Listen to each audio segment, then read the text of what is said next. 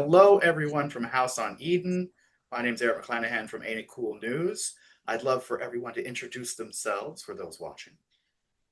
Sure. I'm Start with Jay. Kris Collins, Okay. otherwise known as Call Me Kris. Mhm.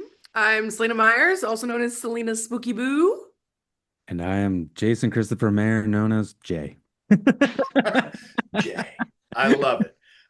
So we're talking about House on Eden. I watched the movie last night. I was really impressed with the fact that it blended the found footage horror trope with the folk horror trope. I thought that was a really smart call in terms of opening up the potential for the story. And it says written and directed by Kris. So, Kris, tell me about blending those tropes. Yeah, it was really important for me to do that because my favorite horror movies are those of the paranormal and folklore, and I just thought since people already know, and this movie was originally just made for our audience, we didn't actually know that it would get picked up and everything. So I was like, I want to give our audience something that they're gonna expect and then just go a completely different way. And for me personally, folklore, like in The Witch and like those kind of movies, that scares me, and the ritual and that kind of thing. So I really was excited to have a big twist in the movie that the audience might not expect, and they could go home and like Google about it, like who is Lilith, why this, why that, and So yeah, that was a really important part for me. Yeah, it was great that it had a real historical background. And then, what one thing I thought was really interesting when we're talking about, the villain of the film having a cult following is how that imitates life in the sense that everyone I'm talking to right now Mm-hmm. has gone viral, and you can attribute, your ability to be able to do these things to having a following. Celina, tell me about how life imitates art in terms of your character, who, by the way, in the film is named Celina. Yes. Well, what was really cool about the film is that we got to be ourselves. So we were kind of playing off who we already were, and I think that's what made it like a really smooth transition. But it was interesting because I feel like we were ourselves, but we were also kind of slightly altered versions of ourselves to fit the story a little bit better. So that was definitely an interesting part for us, for sure. Yeah. Now, Jay, this isn't your first time tooling around with horror. You even mentioned in the film that you'd already made a horror film. What brought you to this project? I edit for Chris. That's my day job. But we would go ghost hunting and stuff, and I was just like, because they supposed to later, Chris was like, we're gonna make this movie, and you got to be in it. I was like, please no, like I like staying behind the camera, kill me off ASAP, and then just like an hour and 2 minutes later, I'm killed off. I'm like, come on, man. So I mean, just bringing it to essentially it was like going to work, like how like we do of doing ghost hunts. It was just like, hey, we're gonna go this, but we had like, 3 takes to do something as opposed to none. So yeah, love the Batman mug, by the way. Oh, thank you. It's my interview mug. Every interview I got it. Nice. So Chris, I've noticed there's this really weird correlation between comedy and horror. Mm-hmm. We've got Jordan Peele, Zach Krieger, Dan Aykroyd.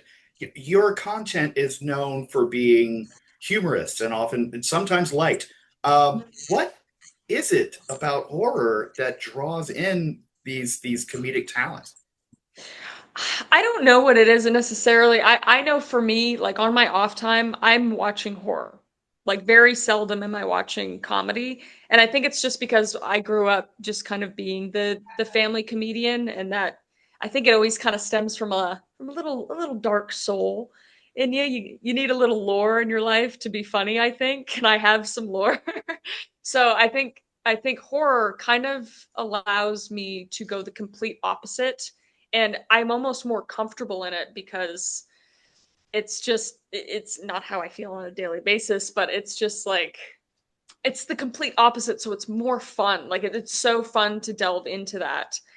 Whereas like you said, like I'm quite light and PG-13 and all that stuff all the time. So having like a Miley Cyrus moment going making like just like very questionable content. It's a really fun juxtaposition, I guess. So Yeah, I it's an think interesting comedians diversion.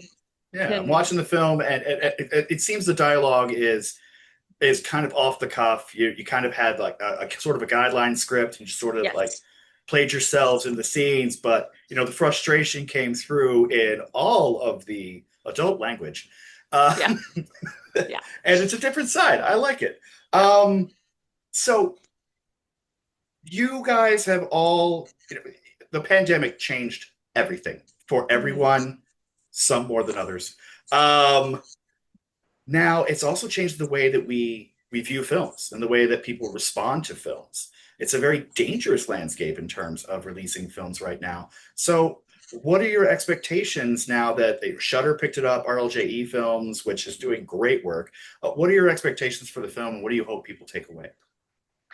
In your Um, yeah, no, like I said before, I mean, the movie was initially just meant for our audience, so the fact that Shudder and I always get all the letters mixed up, that they both picked it up, it was a shock. And honestly, it's amazing and so cool, and I feel so blessed, but also I'm like, oh no, people are like a lot of people are gonna see it.